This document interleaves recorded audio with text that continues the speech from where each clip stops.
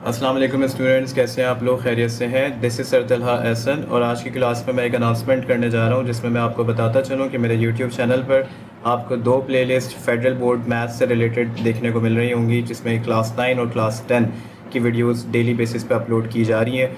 अच्छा, और ये आज की पहली वीडियो है और आपकी पहली क्लास है जिसमें मैं आपको ये बताता चलूँ कि मेरे साथ जो स्टूडेंट्स कंसिस्टेंसी से चलते रहेंगे तो नवंबर के एंड तक और दिसंबर के फर्स्ट वीक वो पूरा मैथ्स का सिलेबस कवर कर चुके होंगे।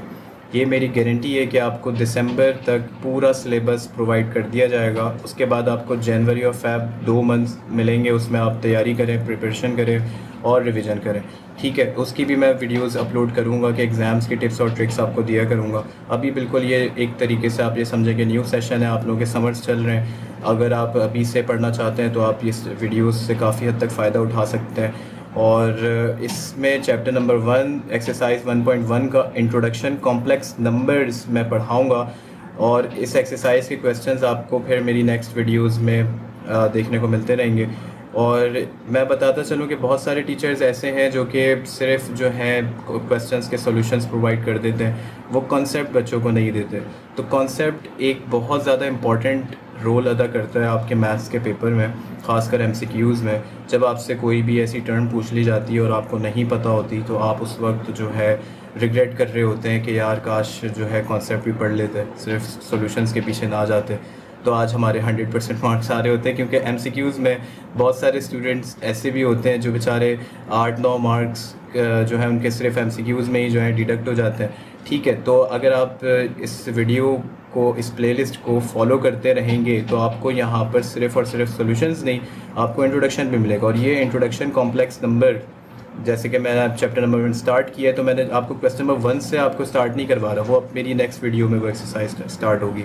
यहाँ पर आपको इंट्रोडक्शन मिलेगा जिसमें आप एमसीक्यूज़ अच्छे से सॉल्व कर सकोगे। आपको क्लियर होगा कि कॉम्प्लेक्स नंबर्स होते क्या हैं, इमेजनरी नंबर्स क्या होते हैं, रियल नंबर्स क्या होते हैं। तो इन सबको प्रॉपर तरीके से आपको समझने में आसानी होगी और फिर जब एक्सरसाइज में क्वेश्चन स्टार्ट करूँगा तो वहाँ पर आपको और आसानी होगी। ठीक है, तो आपको थोड़ी बहुत जो है ना फैमिलियरिटी होनी चाहिए कि भाई इमेजनरी नंबर्स क्या होते हैं, रियल नंबर्स क्या होते हैं। ठीक है, और कॉम्प्लेक्स नंबर्स जो हमारे चैप्टर का नाम है ये क्या होता है। तो कॉम्प्लेक्स नंबर्स बेसिकली जो है वो एक फॉर्म है जो कि रियल नंबर और इमेजनरी नंबर से मिलकर बनती है। अब यहाँ पे मैंने एक जनरल फॉर्म लिखी हुई है, लेकिन अगर मैं आपको एक रियल एग्जांपल दूँ रियल नंबर्स की फॉर्म में, जो कि आप उसको समझ सको आसानी से। रिमेंबर, रियल नंबर्स की फॉर्म का मतलब ये है कि ये 5 जो पहला नंबर है that is a real number, but another number is an imaginary number which have a real number but it makes an imaginary number. Okay, so 5 + 4 iota, यहाँ पर ए बी की जगह पर मैंने 2 नंबर्स जस्ट पुट कर दिए। ठीक है, अब ये 5 + 4 आयोटा में से जो इसका पहला पार्ट है दैट इज़ 5 और इसका जो दूसरा पार्ट है दैट इज़ 4 आयोटा।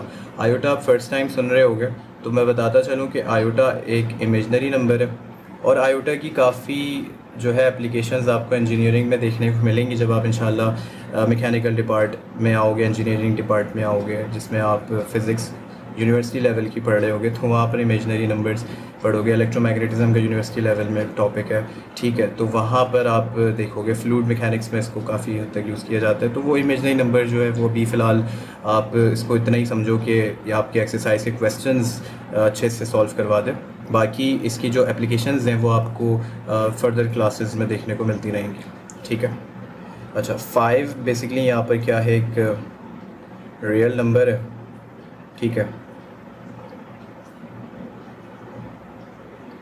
और 4 आयोटा क्या है, एक इमेजनरी नंबर है। ठीक है,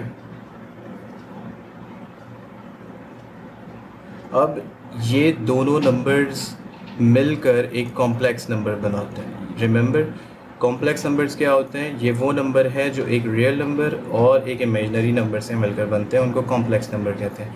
अब रियल नंबर से आप ऑलरेडी फेमिलियर होगी, क्लास 9 में आप पढ़ के आ रहे हो चैप्टर नंबर 1 रियल नंबर्स, जिसमें रैशनल और इरेशनल आपने ऑलरेडी पढ़ा हुआ होगा। अगर आपने रिवाइज़ करना है तो आप वो वीडियो मेरी class 9 chapter number 1 real numbers देख सकते हैं, वहाँ से आपको काफ़ी हद तक रिवीजन हो जाएगा। बट ये मैं अज्यूम करता हूँ कि आपको रियल नंबर्स के बारे में ऑलरेडी पता है। अब इमेजनरी नंबर्स आपके लिए नया है, तो इसको मैं यहाँ पर आपको ब्रीफली समझाता हूँ कि बेसिकली आयोटा जो है ना, उसकी जो वैल्यू है दैट इज़ √-1। ठीक है, अब ये जो √-1 है, ये एक ऐसा नंबर है जिसको हम इमेजनरी कहते हैं।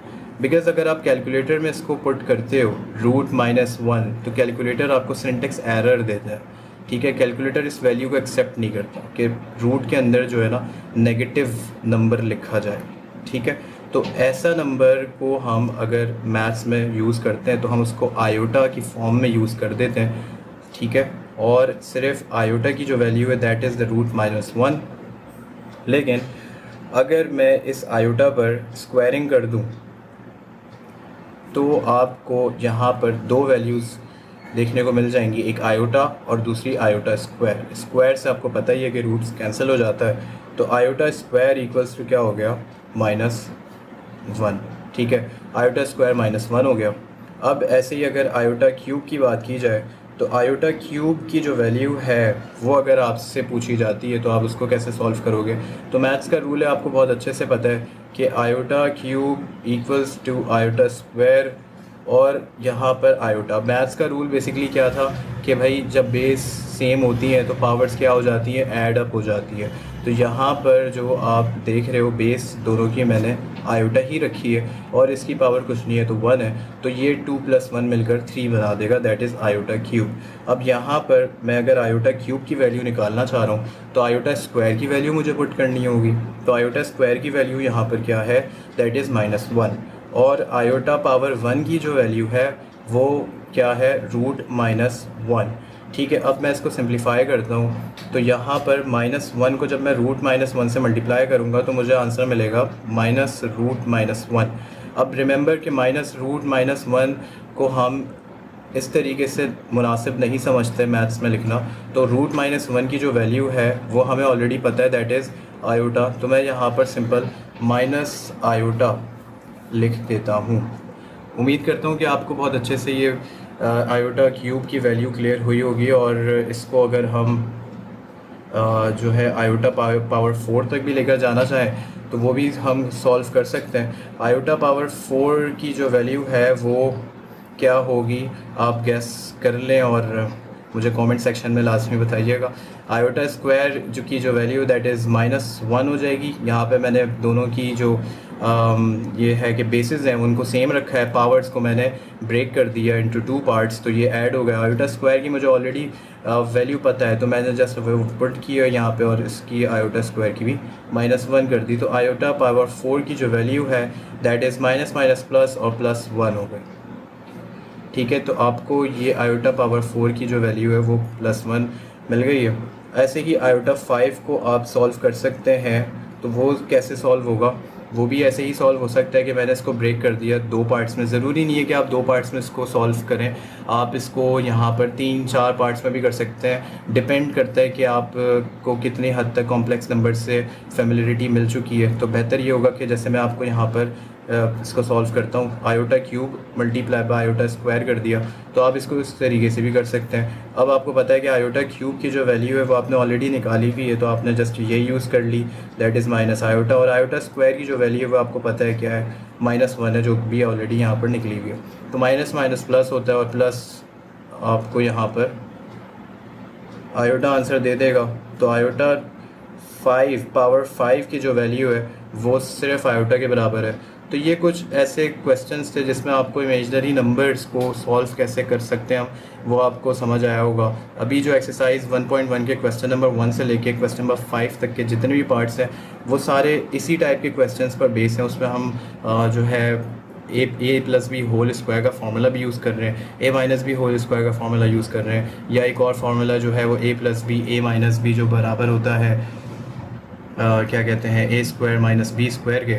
तो ये सारी जो मतलब के फार्मूले हमने क्लास 9 में कवर किए थे, यही फार्मूले के थ्रू हम इस टाइप के क्वेश्चंस को सॉल्व कर रहे होंगे। तो मेरी जो नेक्स्ट वीडियो है वो एक्सरसाइज 1.1 के क्वेश्चंस पर बेस करेगी। लेकिन इस इंट्रोडक्शन से आपको ये फ़ायदा हुआ होगा कि आपको कॉम्प्लेक्स नंबर्स पता चल गए कि वो क्या होते हैं, एमसीक्यूज़ आपके 1-2 मार्क के यहाँ से निकल गए। इसी तरीके से क्वेश्चन जब मैं सॉल्व करवाऊँगा तो आपके जो भी क्वेश्चंस में डाउट होंगे वो भी क्लियर होंगे और अच्छे से आपको ये समझ आएगा। तो उम्मीद करता हूँ कि आपको कॉम्प्लेक्स नंबर्स क्लियर हो गए होंगे, और मेरे साथ कंसिस्टेंट रहने के लिए मेरे इस चैनल तलाश मैथ अकेडमी को लाजमी सब्सक्राइब कीजिए, ताकि आपको डेली बेसिस पे मेरी वीडियोस का नोटिफिकेशन मिलता रहे और आपसे कोई भी क्वेश्चन स्किप ना हो। और मैं आपको ये बताता चलूँ कि ये सीरीज़ जो है कंप्लीट बुक कवर करने वाली है, जिसमें चैप्टर नंबर 1 से लेकर चैप्टर नंबर 12 बेसिक स्टैटिस्टिक्स तक मैंने तमाम क्वेश्चंस का सॉल्यूशन आपको प्रोवाइड करना है, और एमसीक्यूज़ भी कवर करवाने हैं। खासकर मेरी जो वीडियोस का इंट्रोडक्टरी पार्ट होता है वो आप लाजमी देखें, जिसमें मैं टॉपिक का इंट्रोडक्शन देता हूँ। वो एमसीक्यूज़ के लिए काफ़ी हेल्पफुल रहते हैं। बहुत सारे टीचर्स क्या करते हैं कि वो इंट्रोडक्शन की तरफ जाते ही नहीं हैं, वो जस्ट कॉम्प्लेक्स नंबर, जैसे चैप्टर नंबर 1 है तो वो क्वेश्चन नंबर 1 पढ़ा था और फिर उसके पार्ट सॉल्व करवाने शुरू कर देते हैं। तो बच्चे बहुत सारे फिर उसमें कन्फ्यूजन का शिकार होते हैं, वो समझ नहीं पाते कि कॉम्प्लेक्स नंबर्स क्या थे, इमेजनरी नंबर्स क्या थे। ठीक है, तो पहले आपने इंट्रोडक्शन देख लिया है, अब आपको एक्सरसाइज 1.1 के क्वेश्चंस जो है नेक्स्ट वीडियोस में उसके सॉल्यूशंस मिल जाएंगे, जिसमें मैं आपको मतलब हर एक क्वेश्चन को प्रॉपर तरीके से समझा रहा हूँ, और यही जो चीज़ें मैंने आपको बताई हैं उसकी एप्लीकेशंस उन क्वेश्चंस में यूज़ हो रही होंगी।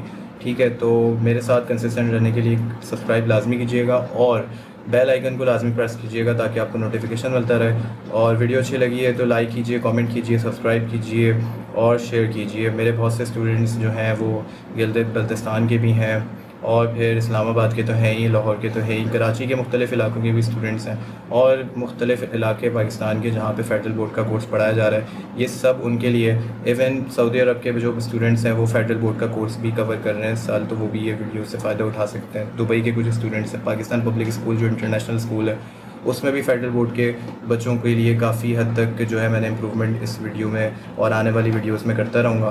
तो इससे आप ये समझें कि जो भी बच्चा फेडरल बोर्ड की इस मैथ्स की बुक पढ़ रहा है वो बच्चा इस वीडियो से काफ़ी हद तक फ़ायदा उठा सकता है। मुझे इजाज़त दीजिएगा, मिलते हैं नेक्स्ट वीडियो में। अल्लाह हाफ़िज़।